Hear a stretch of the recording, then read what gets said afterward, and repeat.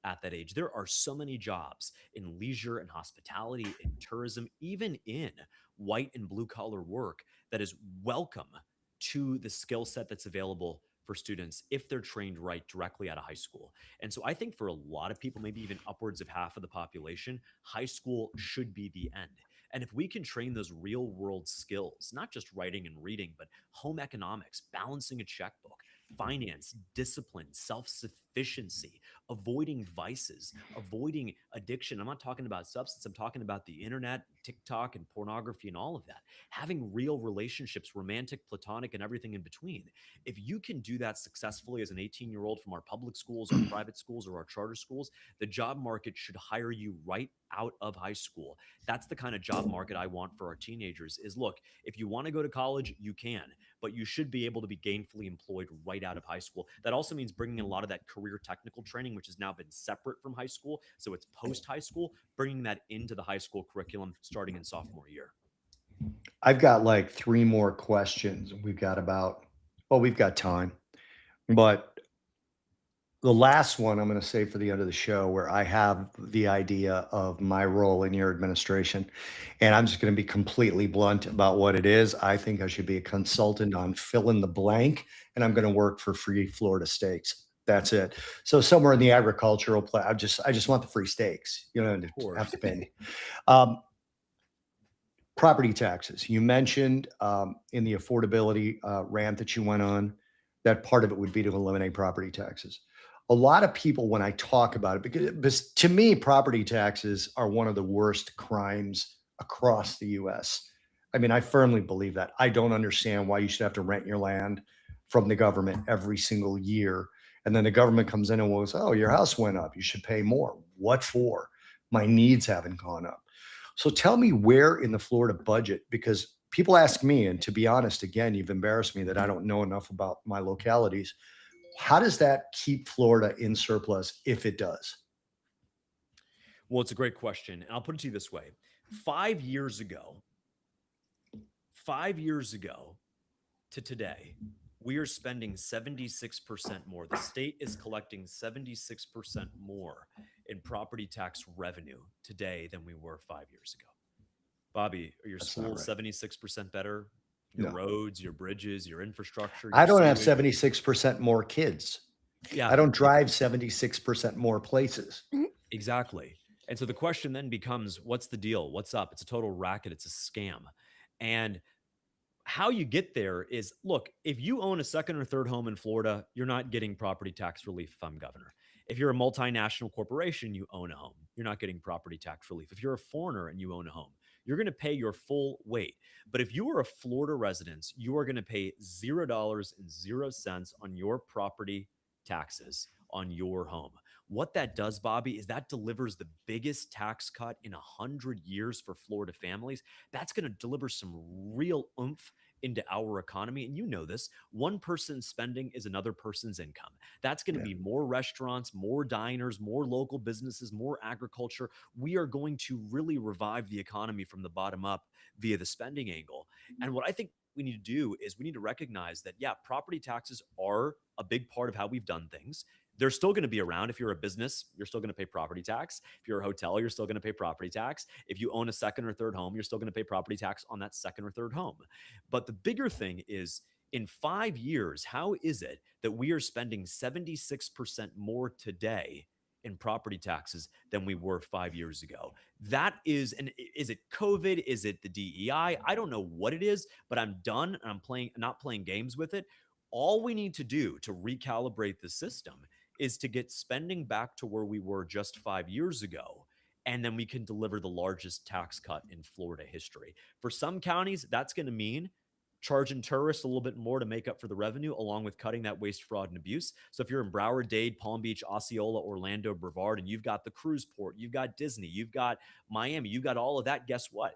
You charge the tourists. They use our roads. They use our bridges. When they slip and fall, they use our hospitals. They should have to pay their fair share when they come to our state and take part in all the natural beauty that we have on offer. I'm sick and tired of Floridians who are doing everything right, that we have to shoulder the burden for all of this revenue and not the people who visit our state. And Jim, you're welcome to come to Florida, but we might charge you, instead of $10 at the airport, we might charge you 25 to get a little bit more out of you, to be completely honest. Well, it's Would your you right to change, do that. I'm sorry, Jimmy, would you change the eligibility to be a resident to say instead of 6 months and 1 day, would it be 8 months, 9 months, or would you just leave it the way it is? Just out of curiosity. I'm here permanently, so I don't give a shit. That's good. Give me just I just found my role in the administration. I think that we need to make a state that works for everybody, whether you've been here for 5 years or 50. I want to make life more affordable Okay. for you. Jimmy? I got no more questions, Bobby. Do you? Yeah, I do. HB 1039 is trying to make Bitcoin part of the state's reserve. How do you feel about that in general? I don't need specifics, just in general. How do you feel about that? I support it. I support it as a Okay. future reserve for Bitcoin. Yeah. I think it's a good asset. I mean, unlike Israeli bonds, Bitcoin actually does do a good return. That was a nice I job, don't by want the to way. sound biased, but I'm probably going to be a very hands-on governor when it comes to the state pension fund and how we're allocating money, as someone who worked in this industry as a macro trader for 10 years. So I'm going to want to make sure that our pensioners, that our teachers, our firefighters, our cops, that their money is being properly invested. And that's what I'll do as governor. I love it. So you're a very knowledgeable guy about public policy. Have you ever heard of any sort of proposal in any state or federal that would take something like a training program for teenagers or for people who didn't go to college and say, for every kid that you train and pay for X amount of months or X amount of years, and then you employ them for X amount of months or X amount of years, you'll get some sort of a discount? It always drives me crazy that we give companies subsidies with nothing in return. And I always said that if I were dictator for a day, I would do two things. Number one, I would eliminate naming bills. So you wouldn't be able to name something, the tax, the Inflation Reduction Act. Act. Yeah, when it was actually increasing inflation. But the other thing I would do is I would say for any company that trains and hires someone who did not go to college, you get X amount of an easing of your whatever, your requirements to the government or to the state. Have you ever heard of anything like that? I haven't. I like the idea, because I think what you can end up doing is you create real incentives, right? I mean, the old economic principle was show me the incentive and I'll show you the outcome. Right Right. now, there is every incentive for a lot of young people, to be completely honest, to be lazy, sit on the couch, never get Well, yeah, married, there is. collect Yeah. welfare, etc. Let's create an economic system that actually rewards work. What we need to do right off the bat is what the RFK Maha vision has been. It's actually interesting because the food stamp program is funded by the feds, but is actually controlled by the state. And so what I would do on day one is sign an executive order to eliminate junk food, SNAP, soda, all of that from the food stamp program. SNAP, which is the food stamp program, stands for Supplemental Nutrition Assistance Program.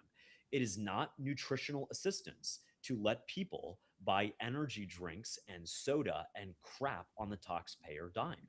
That is something that raises long-term healthcare costs, because when they eat all that crap day after day, week after week, year after year, and show up to the ER with a bladder infection, that's on us to now pay for. And so if you're asking the government for help as a taxpayer, I'm going to tell you, we are going to help you. We're going to make sure that you can afford your food, but we're not going to let you buy junk and poison your kids. This will be the last thing I'm going to say, and then Bobby will take us home. But this is a plea to Byron Donald. I have opinions of you, Byron Donald, and not all of them are negative at all. There's a lot of things I want you to talk through. I want you to agree to come on this show, rebut whatever James has said, give us your opinion on it too, and we'll give you equal time. So far, I've loved almost everything James has said. Loved almost everything James has said. Bobby, next to you. Yeah, that's about it for me, James. What do you want to let everyone know? Number one, let them know where they can donate if they want to, because I think that's an important thing to get out there as sort of an exchange for taking your time. I could tell I've known your face for a long time. You don't have as much energy as you normally do because you're just running all over the place. And you took time for us, and I'm really grateful for that. So where can people find you, and what's your final message to everyone watching? Because we got a pretty big crowd live right now. My final message is thank you, Bobby. Thank you, Jim, for having me. For all the people watching, I'm running for Florida governor because I love our state. We are the best state in the country, but that means nothing if you can't afford to live here anymore. And I meet families every day who are getting pushed out, priced out. And I'm running to make their life a little bit easier and a lot more affordable. You can learn more. We're going to constantly keep updating our site as our new plans come out. That's fishback2026.com. And if you're able, only if you're able to consider supporting our campaign, we are not funded by the big donors like Byron Donalds, and yet we are already polling in second place. I was honored to have Tucker's endorsement this past week, and we're just going to keep running across the state to earn as many votes as we can. August 18th, though, you have to be registered as a Republican. The next governor of Florida is going to be a Republican mathematically. Trump won by 13. Ron DeSantis won by 20. The next governor of our state is going to be a Republican. So if you wait to vote in November, you've allowed yourself to get disenfranchised by the system. Vote on August 18th, 2026. It's me versus Byron Donalds. It's me versus the old Florida versus the new Florida. You want AI data center, you want financial capital, Byron Donalds is your guy. But if you want someone who's not going to apologize for our history, put Florida workers first, recognize that we're not going to be AI this or finance that, but we are proud of just the way we are. Cattle, citrus, tourism, good people waking up, working day after day. I'm running to fight for you, your family, and your kids. I want oranges back, buddy. Let's bring him back. Thanks, guys. Let's bring him back. James, thank you so much for being here. I was going to start the show with telling James to say fuck more, but he never does. Yeah, I've known him a long time. I've had private conversations. I say fuck, and he just kind of rolls his eyes and talks normal.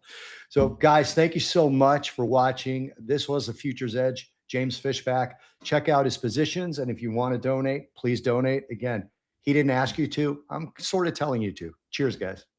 Thanks, guys. Appreciate it.